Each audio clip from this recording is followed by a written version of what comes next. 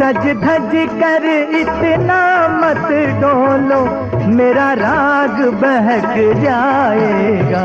खूबसूरत आंखें और दिलकश मुस्कान वाली 70 और 80 के दशक की इस एक्ट्रेस के न सिर्फ एक्टिंग बल्कि उनकी खूबसूरती के भी लोग दीवाने थे।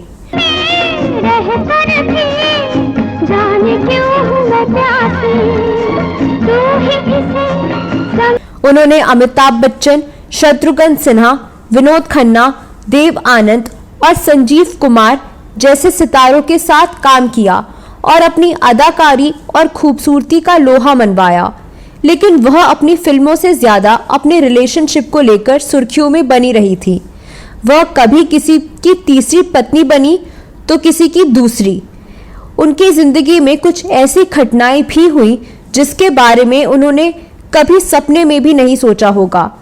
इन्हीं घटनाओं की वजह से उन्होंने आत्महत्या करने की भी कोशिश की थी।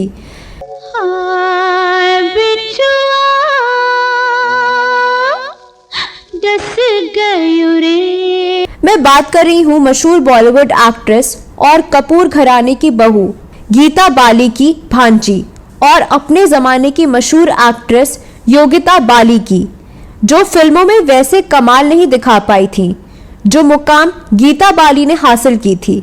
वह बला की खूबसूरत थी।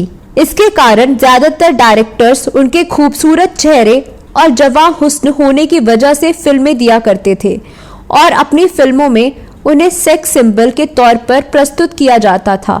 इस वजह से वह उन दिनों दर्शकों की पहली पसंद बन गई थी। लेकिन उनकी निजी जिंदगी काफी विवादों में रही और उन्हें अपनी जिंदगी में काफी कुछ सहना पड़ा। आप बने रहिए हमारे साथ।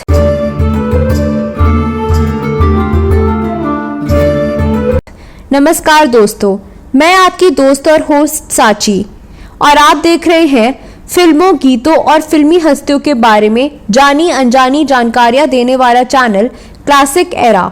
योगिता बाली का जन्म मुंबई में हुआ था। उनके पिता का नाम सैयद इरशाद हुसैन था, जो पाकिस्तान से भारत आए थे। बाद में यहाँ फिल्म इंडस्ट्री में काम करने के दौरान उन्होंने अपना नाम बदलकर जसवंत रख लिया था, क्योंकि वह भारत आए थे तो शादीशुदा थे और उनके 2 बच्चे भी थे। लेकिन यहाँ आकर उन्होंने हरदर्शन कौर से दूसरी शादी कर ली, जो गीता बाली की बहन थी। शादी के बाद योगिता बाली का जन्म हुआ।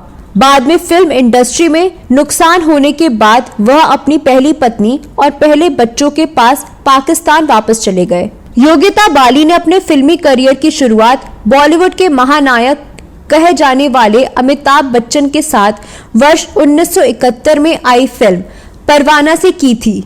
इसके बाद उन्होंने अजनबी, अपराधी, कर्मयोगी, महबूबा, जानी दुश्मन, ख्वाब और लैला जैसी फिल्मों में काम किया। उन्होंने विनोद खन्ना के साथ मेम साहब, सदाबहार, देव आनंद के साथ बनारसी बाबू और अनिल धवन के साथ समझौता जैसी फिल्मों में काम किया।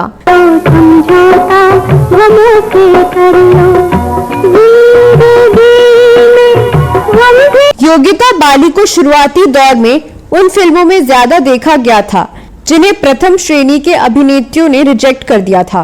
योगिता बाली को ज्यादातर डायरेक्टर्स उनके खूबसूरत चेहरे और दिलकश मुस्कान की वजह से फिल्में दिया करते थे और अपनी फिल्मों में उनसे अंग प्रदर्शन करवाते थे ताकि उनकी फिल्मों को लोग पसंद करें।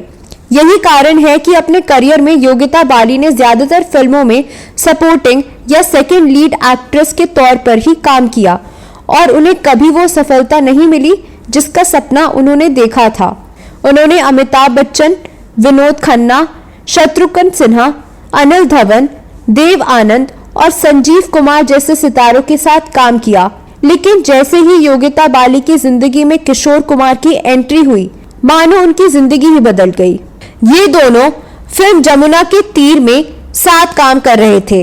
यह फिल्म तो पूरी न हो सकी, लेकिन किशोर कुमार योगिता बाली की खूबसूरती के दीवाने हो गए थे और उनके प्यार में पड़ गए थे। दरअसल योगिता बाली एक ऐसी अदाकारा थी जिनकी खूबसूरती के सभी लोग दीवाने थे। योगिता बाली को भी किशोर का रसिया स्वभाव भा गया था और किशोर कुमार से 20 साल छोटी होने के बावजूद योगिता बाली भी किशोर कुमार को अपना दिल दे बैठी थी। फिर योगिता बाली और किशोर कुमार ने शादी कर ली थी। योगिता बाली किशोर कुमार की तीसरी पत्नी थी। योगिता बाली से पहले किशोर कुमार ने रूमा देवी से शादी की थी। इनसे तलाक के बाद किशोर कुमार ने मधुबाला से शादी की थी। मधुबाला की मौत के बाद योगिता बाली उनकी जिंदगी में आई थी। उनकी शादीशुदा जिंदगी ठीक चल रही थी, लेकिन शादी के 1 साल बाद ही दोनों में तनाव बढ़ने लगा और दोनों के बीच अनबन होने लगी थी। कहा जाता है कि इस तलाक की वजह योगिता बाली की मां थी। वह उनकी जिंदगी में जरूरत से ज्यादा दखल देती थी। यह दखल अक्खर और हरफन वाला कलाकार किशोर कुमार को जरा भी रास नहीं आया और दोनों ने अलग होने का मन बना लिया। हालांकि कुछ लोगों का यह भी मानना है कि उन दोनों का रिश्ता टूटने की वजह बॉलीवुड के उभरते सितारे और डिस्को डांसर मिथुन चक्रवर्ती थे। मिथुन चक्रवर्ती और योगिता बाली की मुलाकात फिल्म गुरु के सेट पर हुई थी और इनके बीच जल्द ही दोस्ती भी हो गई थी। इनकी दोस्ती धीरे धीरे बढ़ने लगी। योगिता बाली को मिथुन चक्रवर्ती पसंद आ गए थे और इसी वजह से उनका रिश्ता किशोर कुमार से टूट गया। किशोर कुमार को जब पता लगा कि मिथुन चक्रवर्ती और योगिता बाली लिव इन में रहने लगे थे, तो इस बात से इतने नाराज हुए कि उन्होंने मिथुन चक्रवर्ती से कई सालों तक बात नहीं की थी। कुछ मीडिया रिपोर्ट्स का यह भी कहना है कि उन्होंने मिथुन चक्रवर्ती को कई फिल्मों से बाहर निकलवा दिया। यही नहीं, उन्होंने मिथुन चक्रवर्ती के लिए प्लेबैक देना बंद कर दिया। इन दिनों किशोर कुमार की आवाज के लिए हर हीरो जान देने को तैयार रहता था। जैसे ही मिथुन चक्रवर्ती को पता चला कि किशोर कुमार ने उनकी फिल्मों में गाने से मना कर दिया है, वे फौरन किशोर कुमार से मिलने उनके घर गए। किशोर कुमार ने कहा, मैं एक शर्त पर तुम्हें प्लेबैक दूंगा, तुम योगिता को डाइवोर्स देने के लिए राजी कर लो।